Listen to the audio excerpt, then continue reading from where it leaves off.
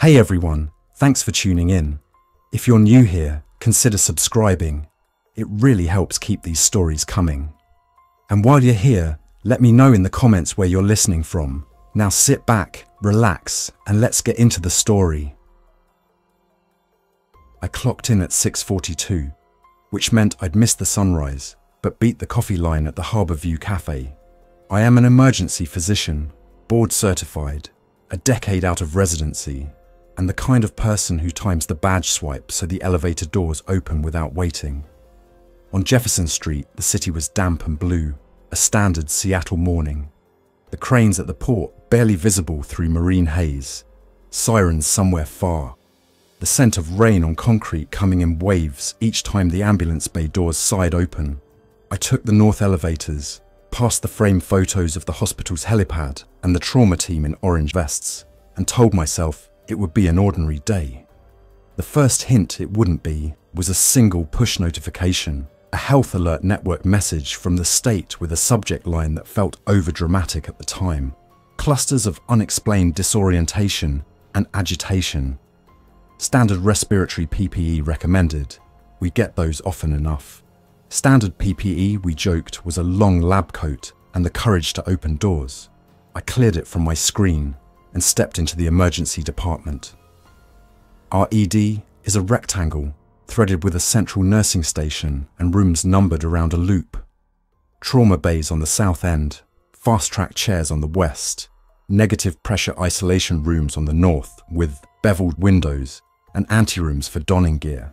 I said good morning to Maya Patel, today's charge nurse, 32, wired on black tea, hair in a braided knot that somehow never moved even at hour 14.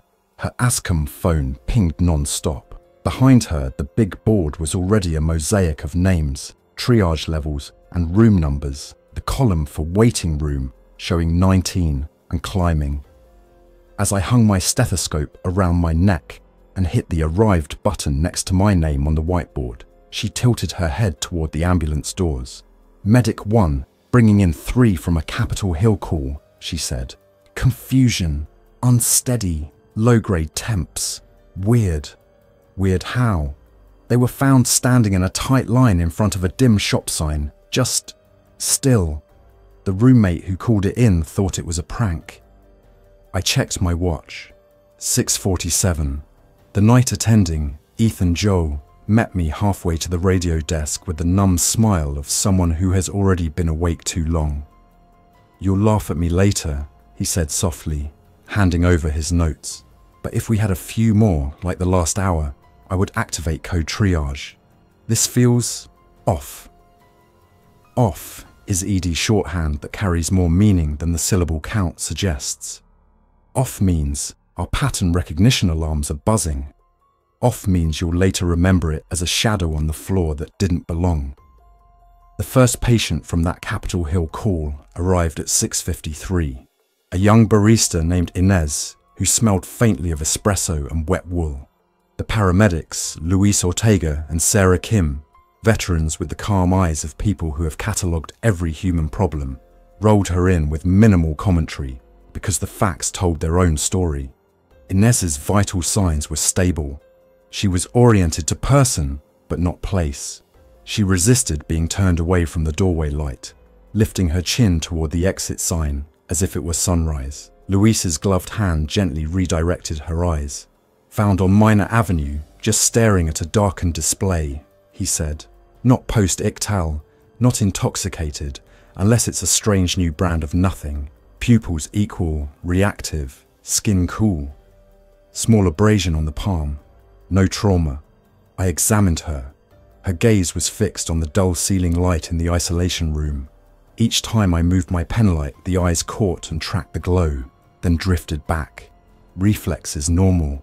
No meningeal signs. Language intact, though she spoke softly, with long pauses between thoughts, as if hearing music I couldn't. I keep thinking I'm late to open the shop, she murmured. But the sign... It said something without letters. She frowned, then smiled faintly, small as a closing door. I feel peaceful when I face it. We drew labs, CBC, chem panel, lactate, ABG on room air. and swabbed for respiratory viruses. I requested a head CT. She tolerated the swabs without a flinch, a detail that kept tugging at me. No avoidance of discomfort, no hyperreactivity or flailing, just an odd, tranquil orientation to light and steady tones. The second patient from the same scene, a man named Caden who worked nights stocking shelves, had an identical presentation with one additional detail: a smear of grey dust in the fold behind his ear. "Renovation dust," he mumbled when I pointed. The workers next door had their machine running. It sounded like a low hum. It made me want to stand in the doorway. He spoke like the words were stepping stones over water, each one chosen in sequence, each one requiring a moment of balance. The third patient never made it past triage. The waiting room was already crowded. He took a seat near the vending machine, hands folded, eyes on the digital ad that silently shifted between muted seaside videos and an animated slogan. People sat around him, restless, tapping their phones. He seemed content, like someone who had found a quiet bench in a noisy park. When Maya went to bring him back, he rose and followed her only to the point where the advertisement was no longer visible. There he stopped gently, smile fading, but not troubled, as if the next step were through fog he didn't trust. "Unexplained clusters," wrote the alert. "Standard respiratory PPE." At 7:40, the radio cracked with a call from the city's emergency communication center. Multiple 911 reports of odd behavior across several neighborhoods. One operator, Lena, whom we knew by voice because she dispatched us during the worst nights of winter, used a phrase that would repeat a dozen times before noon. "Standing still, facing screens, minimal aggression," she said, if people were left undisturbed. Panic only when others tried to pull them away. By 8 o'clock, our negative pressure rooms were full. We arranged an improvised observation corridor. Lights dimmed to reduce internal glare. Televisions powered off. Monitors with alarms suppressed to silent visual alert. We taped small paper arrows low on walls to guide foot traffic in a quiet, continuous loop. The respiratory therapist, Jonah, barrel-chested, gentle, chronically skeptical, brought in additional portable HEPA units and set their fans to a low, steady setting. "This tone calms them," he said after 20 minutes of observation, and something in me balked at the pronoun them. They were our neighbors, we reminded each other. They were us, from an alternative morning. At 8:21, hospital administration activated the hospital incident command system. The paging system announced code triage. The incident commander was the day shift administrator, a pragmatic woman named Karen Alvarez, whose voice carried through glass and drywall with the authority of someone who had led drills for years. The command center took over the large conference room on the second floor. A liaison officer planted herself by the ED doors to screen media and families. Security locked down non-essential entrances. Visitors were directed to a single access point with ID check. We did what we do during any mass casualty morning: reverse triage to free beds, early discharges for those safe to go home with follow-up calls, continued stabilization for those who needed us most. The difference was the waiting room, where something surreal was blooming. A cluster of people, 5, then 9, then 12, drifted toward the dim rectangle of the silent television mounted high in the corner. It had been turned off with the rest, but the standby diode glowed a faint ember. They stood evenly spaced and quiet, aligned as if for a group photo, faces gently upturned. They did not speak.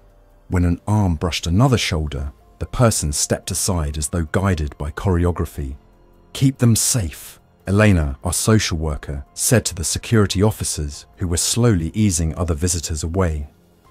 "Keep everyone safe and calm." She set a table by the vending machine with bottled water, tissues, and a handwritten sign. "If you are waiting for a loved one, we are with you. We will update as soon as we can." It was such an Elena move that I felt my ribs loosen in relief at her presence. At 9 o'clock, a public advisory came across every screen.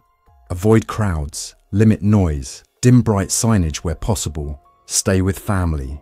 City buses began to run on quiet routes, with window placards printed hastily in all caps. Family, wheelchair, so officers could wave them through quickly. Volunteers in reflective vests stood at corners with hand-drawn cardboard arrows to designate low-noise corridors. It was improvisational urban choreography, the fastest kind of learning a city can do. We discovered that the afflicted, there was not yet a consensus word, did not like to be touched, and would occasionally sway towards steady light or hum like plants turning towards sun. We discovered that sudden sharp alarms made them start and move in unison. We discovered our own voices could do harm or good depending on tone. Between 9 o'clock and 11 o'clock, our ED took in 42 patients who matched a pattern: fever low or absent, pulse steady, oxygen saturation normal, pupils reactive, reflexes intact, speech slowed or absent, orientation to place intermittent and to light or hum remarkable. Some arrived because colleagues or family were worried. Others arrived because bystanders saw a person stand in front of a dim billboard for 30 minutes without moving. It wasn't a movie. There were no dramatic chases down halls. There were no raised weapons. The fear came from the steadiness and the number. I am a pattern recognition machine with a stethoscope. I listened and recorded. By 10 o'clock, I stopped ordering head CTs. None had shown acute pathology. By 10:15, I asked labs to batch certain samples for extended testing, PCR panels for unusual pathogens, a call to the state lab for any exploratory protocols. By 10:30, I asked Jonah to try a trial, a private room with a lamp set to constant low output, and a white noise machine cycling a soft ocean track at 50 dB. We observed from the window. The patient, a city librarian named Mara, who earlier had kept trying to orient to the exit sign's soft glow, stood in the room with her head tilted slightly toward the lamp and her breath slowing.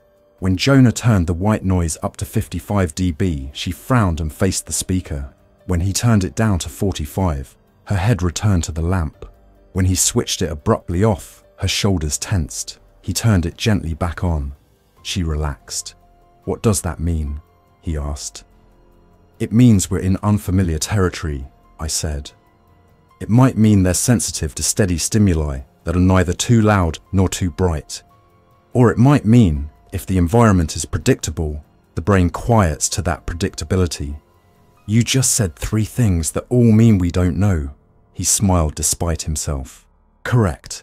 At 11:03, the first injury came, not because of a fight, but because of stairs. A delivery driver on his morning route, confused but compliant, reached the stair landing, saw sunlight flood the glass door, and simply stepped into air.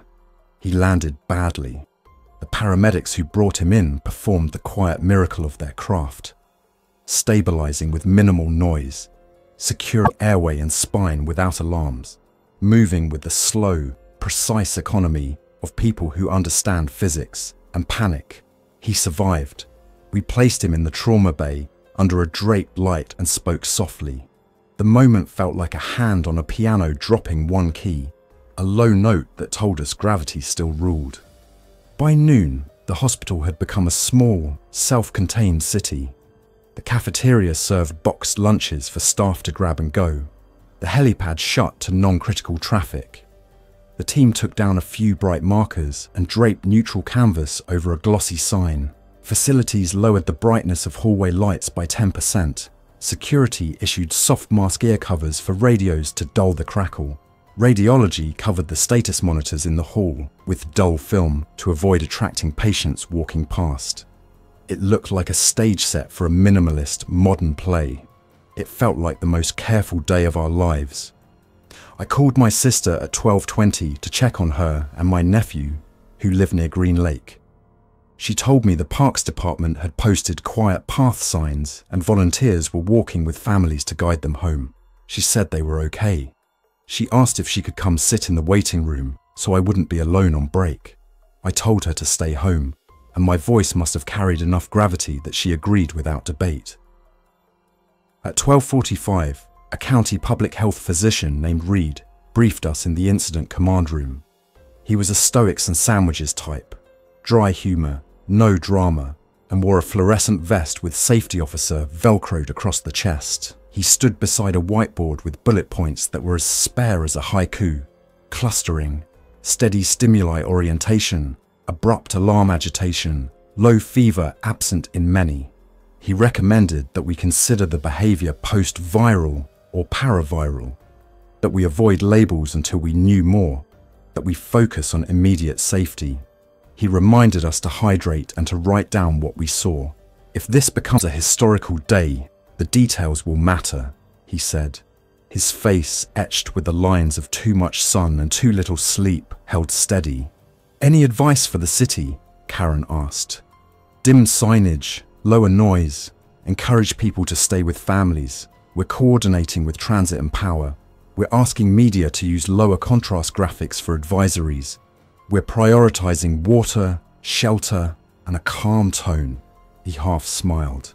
I never thought I'd say this at a microphone, but the most important public health tool today is the volume knob. Any idea what this is? I asked from the back. It felt like a too large question for the room, but we are trained to ask large questions in small spaces. Not yet, he said. We're looking at a range of hypotheses. More as soon as we have it.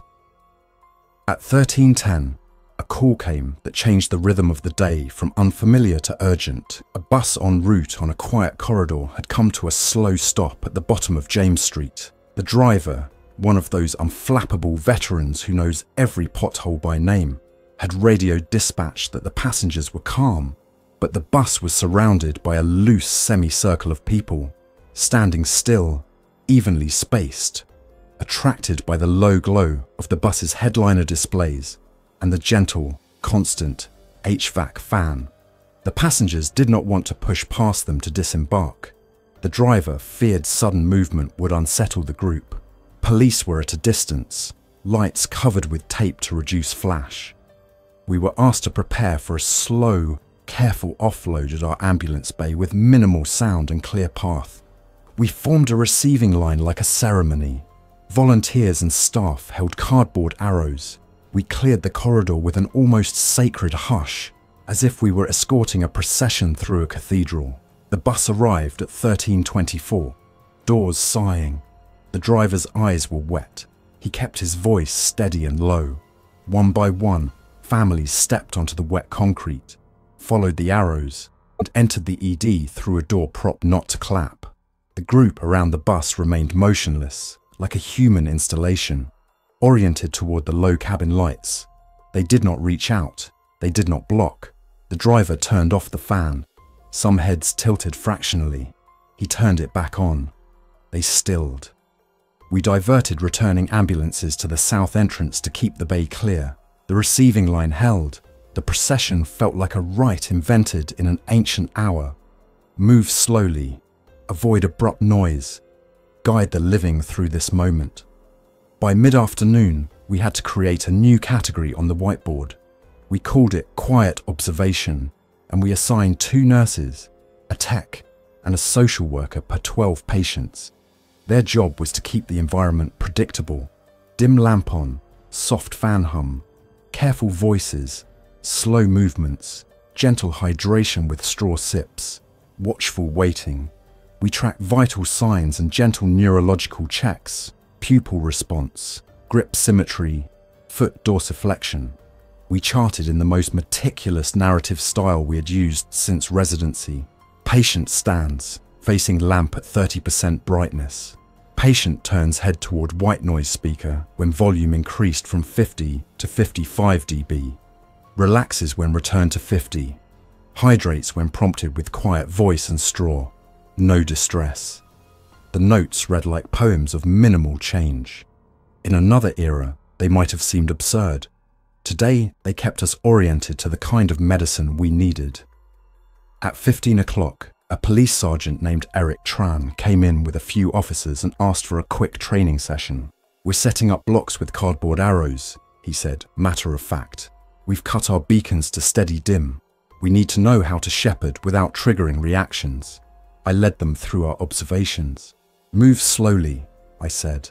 Don't touch unless required for safety, and when you must, use a firm, steady contact and narrate with a calm voice. Avoid whistles, even the soft ones. If you need to get someone to turn, you can sometimes put a low, steady light off to the side, and they'll orient to it. If you must make an alarm, consider a gentle ramp-up rather than a tone burst. I realized as I spoke that we had, without fanfare, begun to speak of the city's work with the kind of specificity we reserve for procedures.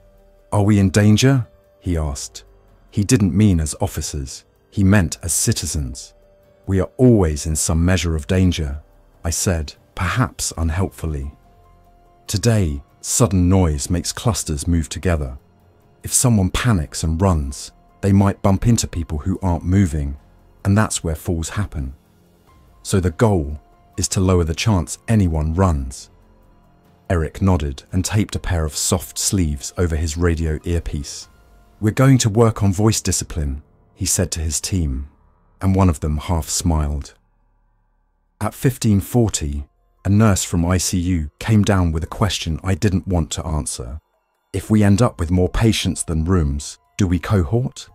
Cohorting meant placing people with similar conditions together, which in our line of work can save space and staff.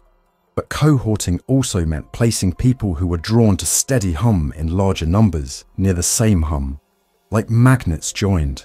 It made me uneasy. "Single rooms if you can," I said, "or small groups with visual separation, and let's buffer with quiet non-stimulus zones between groups." That was the hour I began to sense that we were handling a kind of physics more than a disease. I had the feeling of being in a laboratory with the dial on an amplifier, knowing that turning it too fast would upset the apparatus.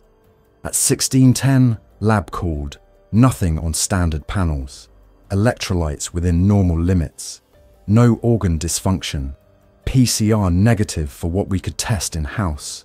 They were running expanded panels with the state. I thanked them and hung up, knowing it would be hours before we had more. The afternoon light in Seattle slants over the hills and paints the bay glossy. Inside the ED, it becomes a gentle increase in window glow that tricks the body into thinking dinner will be soon. At 17 o'clock, we passed around protein bars. I took a call from a colleague at a hospital in Tacoma who described almost the same scene. People standing evenly spaced by the dim transit screens. Volunteers holding quiet arrows. Families moving like small river currents through the safe corridors. She used the same phrase we had been avoiding. It feels like a calm kind of storm. At 17:45, the quiet broke.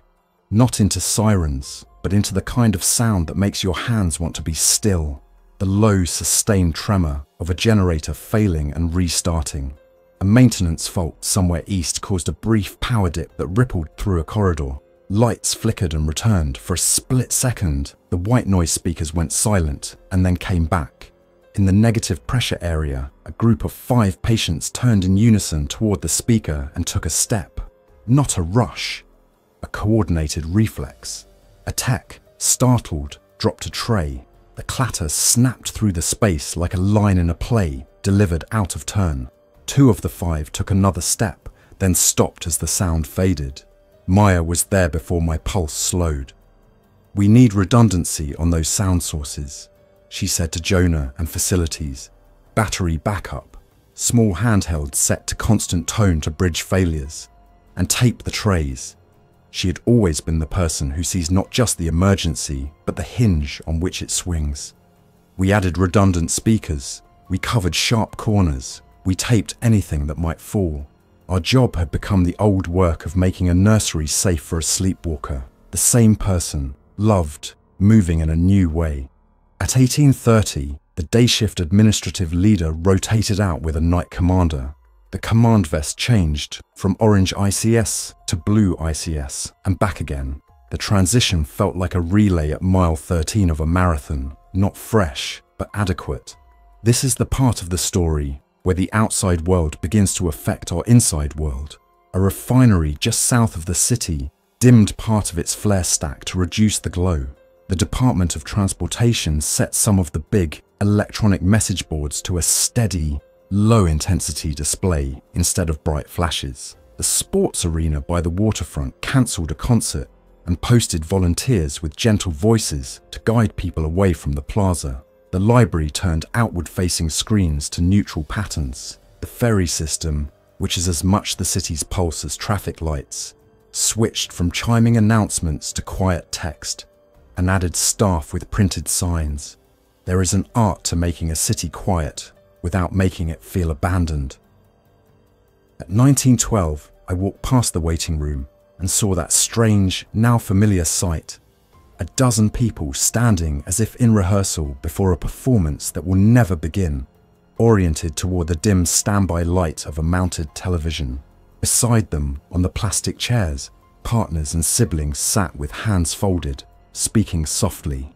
Elena moved from person to person with tea, water, and a small bottle of lavender oil that someone had given her, dabbing a bit on tissues and offering them with a smile.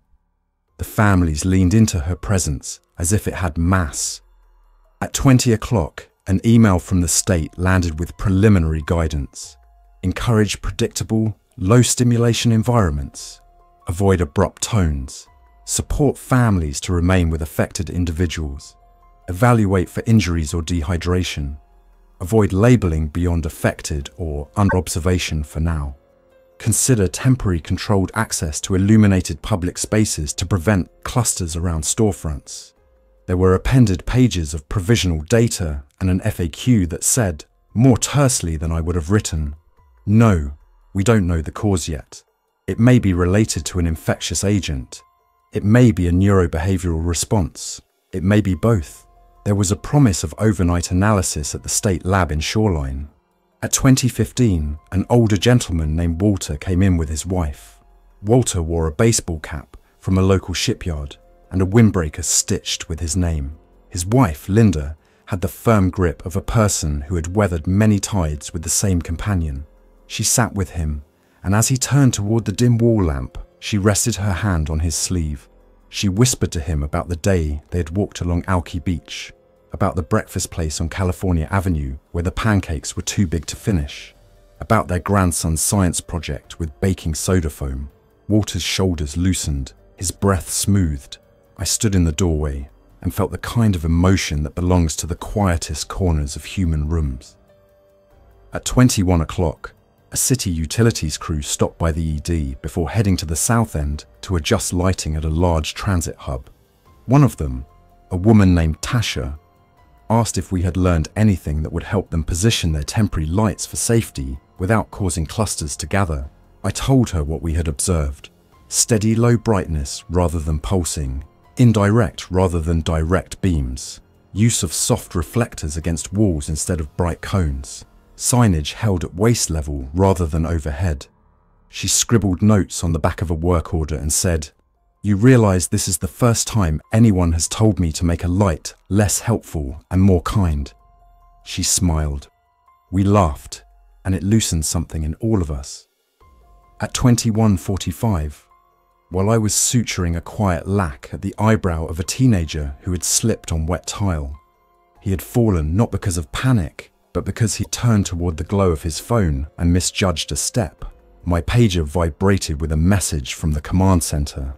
Admit those who need medical care. Otherwise, safe discharge with clear instructions for home observation. Provide family guidance. Keep environment predictable. Dim lights. Steady soft sound. Avoid quick touches. Hydrate. Seek medical care for injuries or breathing trouble. Assign social work follow-up. Provide hotline number. We had, by then, become a school. We wrote discharge instructions that read like a strange recipe. If your loved one is affected today, create a calming zone, a lamp at low brightness, a steady low volume sound, fan or white noise app, gentle voice, slow movements, avoid abrupt alarms, avoid scraping metal or slamming doors, hydrate with straw sips. If agitation occurs, do not restrain. Instead, lower stimulation and step back. Call us if there is pain, breathing difficulty, injury, or sudden change. We added a line that read, "We see you. You are not alone." It felt earnest but true. At 22:30, I finally sat down on a stool by the medroom to drink a lukewarm coffee. The room smelled of antiseptic and cloth mask fibers and the faint ozone whiff of electronics.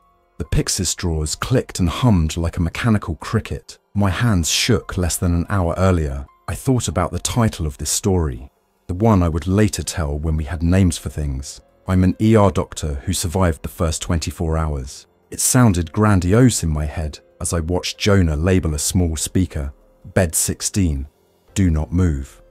At 23:10, a young reporter from a local station asked, in a hushed voice by the ED doors, if she could film from a distance. The liaison officer, a man with the diplomacy of a career in balancing duty and empathy, said, "Not inside, but we can show you the enhancements outside and the receiving process with the bus."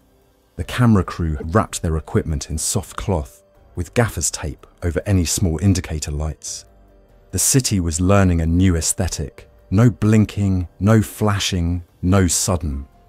Somewhere a billboard graphic designer was adjusting a template from high contrast to matte and steady gradients, and I wanted to shake that person's hand.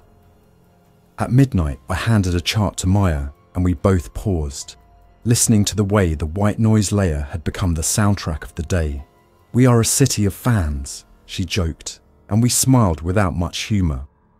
The night had a feeling that I can only describe as hush with a heartbeat. The afflicted in our observation rooms stood or sat with their faces turned toward lamps or sound sources, like sunflowers in slow motion. Families dozed in chairs. A few curled on blankets on the floor, heads on each other's knees in arrangements of comfort that make sense only to those who have loved long.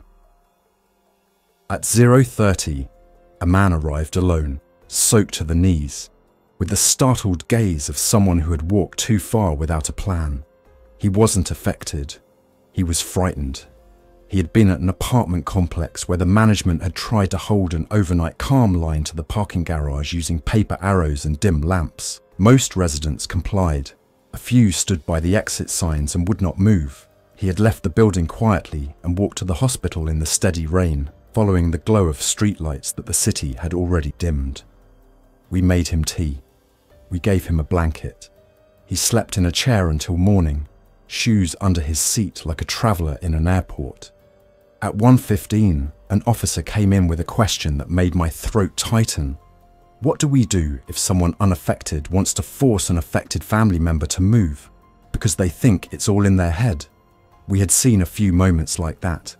Each ended poorly until a volunteer or officer with a calm voice intervened. I told him the line we had been using with success. "We will move together when it's safe. Right now we're making the room friendly for your loved one. Let's do this gently." It sounds simple, but simplicity backed by confidence can change a posture. At 2 o'clock, the state lab called. The hour itself felt like a checkpoint, the kind where a day might decide to turn.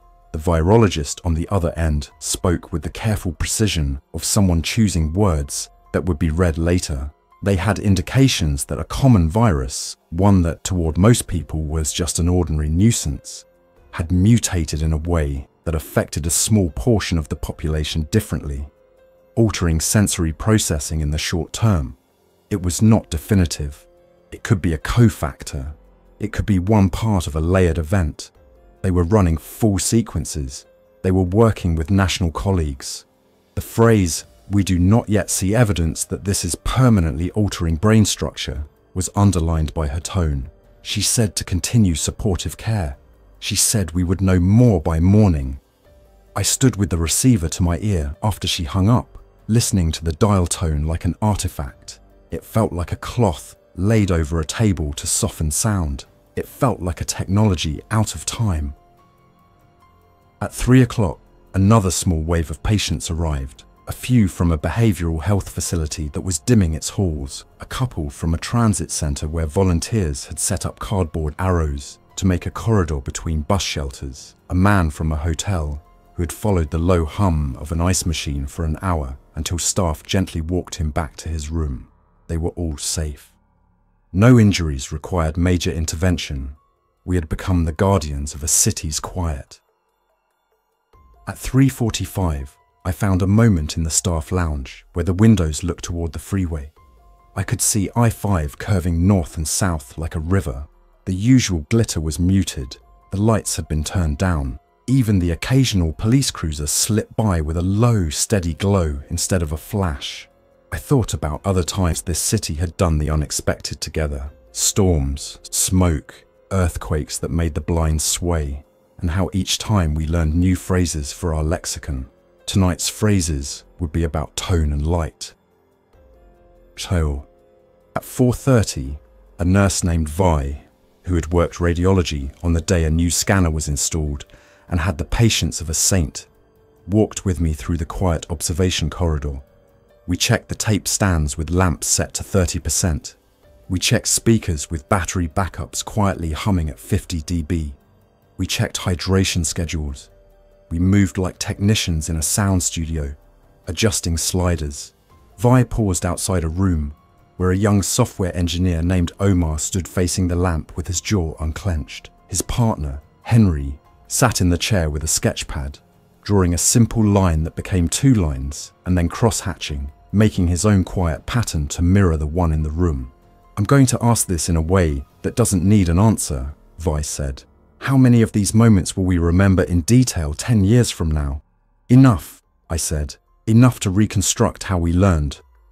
At 5:15, a small section of the city had to be rerouted because a digital billboard timer failed, and the image began to pulse at high contrast every 30 seconds. The call came from a traffic engineer who sounded like he'd been awake as long as I had.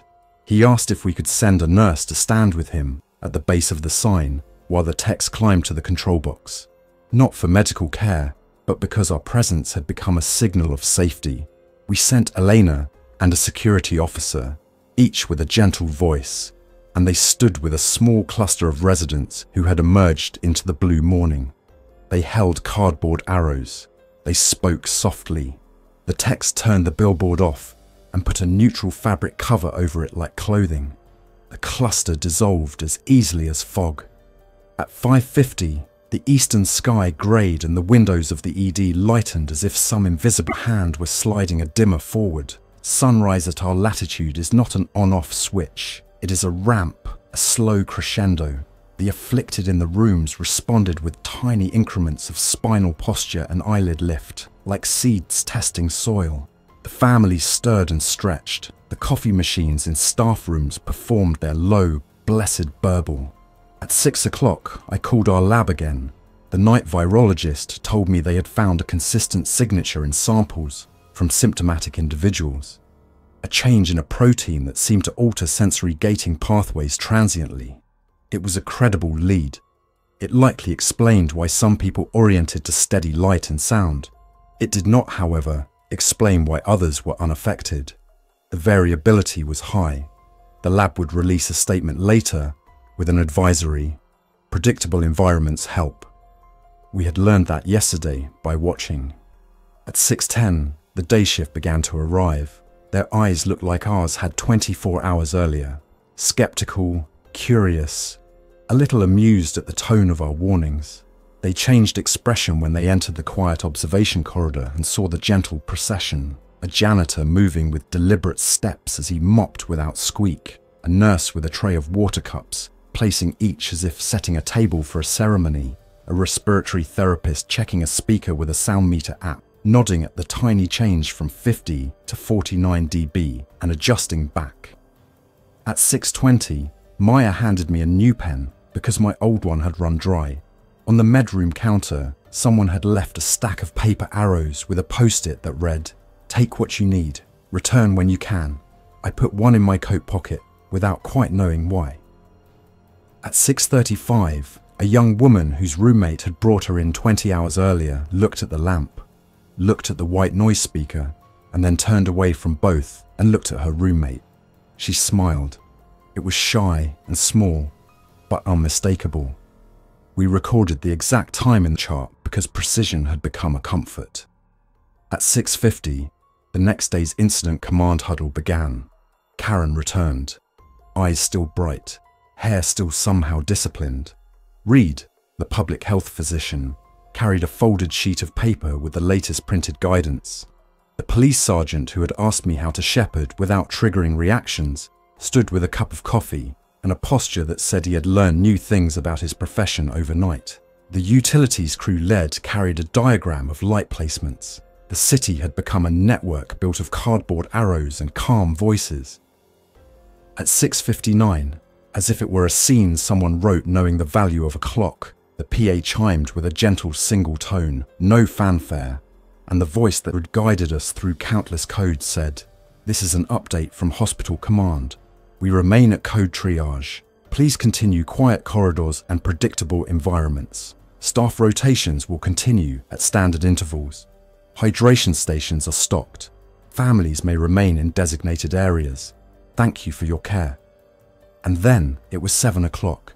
I had, by the letter of the story's title, survived the first 24 hours. Survived is a strange verb for a day in which no one chased us and we chased no one. We had instead learned to calibrate lamps and fans and voices and the human heart. We had learned to escort, not extract, to guide, not drag, to listen for tones we didn't know we knew. We had discovered that some of our neighbours might move differently for a while, perhaps days, perhaps longer, and that our job was to protect that movement and the people around it with the gravest tenderness. When I think now of that day, I remember the cardboard arrows most of all, how the ink bled a bit in the damp air, how the volunteers held them with careful hands, how children traced them with fingers as if they could feel direction in paper. I remember the way the city's glow softened, how screens became courtesy instead of spectacle, how a bus driver turned his fan back on with the care of a person lighting a candle in a wind. I remember the feeling in my chest when Walter's wife spoke softly about pancakes. I remember Omar's partner drawing parallel lines. I remember a sign on a ferry dock later that week that read "Quiet Route," with a hand-drawn arrow and a smiley face. And how a dozen people stood by the dim schedule board, evenly spaced, calm, while volunteers formed a corridor and families moved through with gentle feet. If there must be a word for that day beyond Outbreak, I hope it is something about attention. We attended to one another with a depth I had not seen in our halls before. It was not dramatic. It was a low, steady tone. It was the hum of a fan at 50 dB. It was the human ability to learn new choreography in hours and to carry it gently into the streets. Later, because there is always a later, I would learn the pathways and proteins, the percentages and curves. I would read papers that traced the mutation and predicted the tempo of the next weeks. I would help craft updated discharge instructions and sit on panels to talk about light and sound in emergency architecture. I would take calls from colleagues in other cities whose dawns began like ours had, with people facing lamps and the world resetting its dimmer. I would sleep and wake and return, as we do. But inside this first day, I did what I have always done. Took a breath, washed my hands, entered a room, and introduced myself. "Hi," I said to each person in a voice that matched the soft hum in the corner. "I'm here with you." And then I stood with them under a low lamp in a quiet room and waited, with everyone else, to see what the morning would become. Thanks for listening. If you enjoyed this story, don't forget to like and subscribe. Your support keeps these creepypastas coming.